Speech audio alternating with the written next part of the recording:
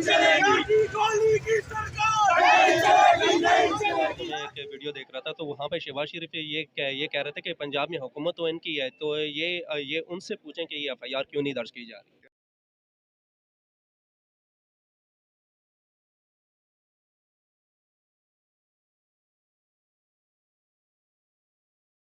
अस्सलाम वालेकुम नाज़रीन, मैं हूँ आपका मेज़बान मलिक राशिद नज़ीर। आप देख रहे हैं सीआरपी पाकिस्तान। नाज़रीन, इस समय मैं मौजूद हूँ रावलपिंडी के इकबाल पार्क के बिल्कुल सामने। ये आप मेरी बैक साइड पे देख सकते हैं कि यहाँ पर इकबाल पार्क है और यहाँ पर आप मेरे पीछे देख सकते हैं कि पीटीआई के यहाँ पे कारकुनान एहतजाज कर रहे हैं, जिन्होंने ने सड़क के ऊपर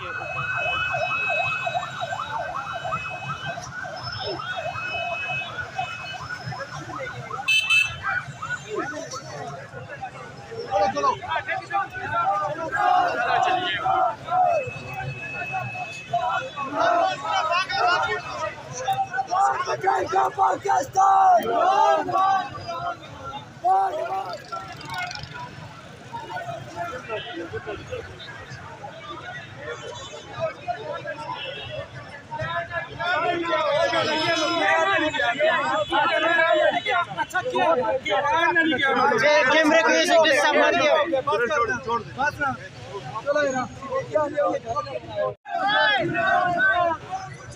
सामने जा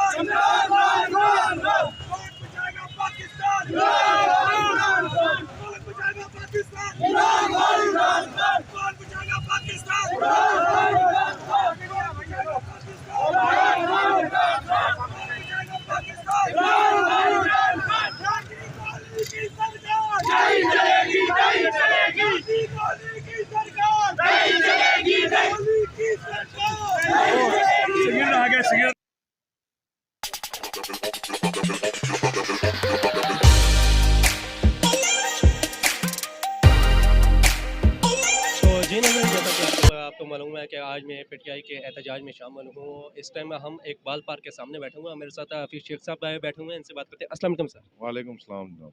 सर, आज जो है ना जिस तरीके से मुख्तलिफ शहरों में पीटीआई की जानब से एहतजाजी कॉलें दी गई हैं, इस मौके पर क्या कहना चाहेंगे जी? जैसा कि अभी भी यहाँ पर एहतजाज प्रॉपर जो है ना चल रहा है। आज रावलपिंडी में 10-12 जगह पर जो है वो पार्टी की तरफ से हदायत थी कि जी जो इमरान खान पर कातलाना हमला हुआ है उसकी अभी तक एफआईआर के अंदर आज नहीं हो रहा, और उस एफआईआर के लिए हम सब लोग सुबह तकरीबन 10 बजे से यहाँ पर सड़कों के ऊपर हैं।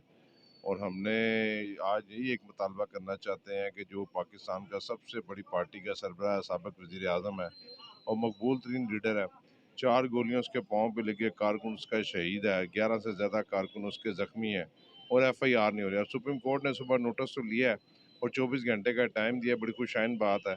हम चाहते हैं कि इमरान खान पर जिन लोगों ने हमला किया उनके खिलाफ फौरी तौर पर एफआईआर होनी चाहिए, और जैसे ही एफआईआर हो जाती है तो फिर हमने अपने लॉन्ग मार्च की तैयारी करनी है। अच्छा सर, आप मुझे एक चीज़ और बता दीजिए कि जिस तरीके से पहली यानी कि वीडियोज़ उन्होंने उनकी जो पुलिस की जानब से एक रिलीज़ की गई जो अटैक करने वाला था, फिर उसके बाद एक दिन बाद उसकी एक और वीडियो आ जाती है सामने, तो इस बारे में क्या कहना ये चाहेंगे? मैं समझता इंतज़ामिया की नाअहली है। इतना हाई प्रोफाइल केस है, दुनिया में कभी ऐसे नहीं होता कि एक जो मुलज़म है सरेआम गोलियां मारता है और सरेआम उसकी वीडियो जो है वो लीक हो जाती है और पूरी दुनिया उसको देखती है, और पूरी दुनिया ने हमारा जो इसका पुलिस का निज़ाम उस पर हंसी है। ये नहीं होना चाहिए था, इसीलिए इमरान खान साहब चाहता है कि इस इंसाफ के लिए एफआईआर, और सुप्रीम कोर्ट ने भी इसमें इन्वॉल्वमेंट कर ली है। मेरे ख्याल से चीफ जस्टिस साहब इस पर बेहतर फैसला करेंगे, आने वाले दिनों में हमें रिलीफ मिल जाएगा। तो अब तक इतनी इतनी देर क्यों की जा रही है सिर्फ एफआईआर दर्ज करने में? जब अदालत में चला गया, अदालत ने कह दिया कि 24 घंटे का टाइम है।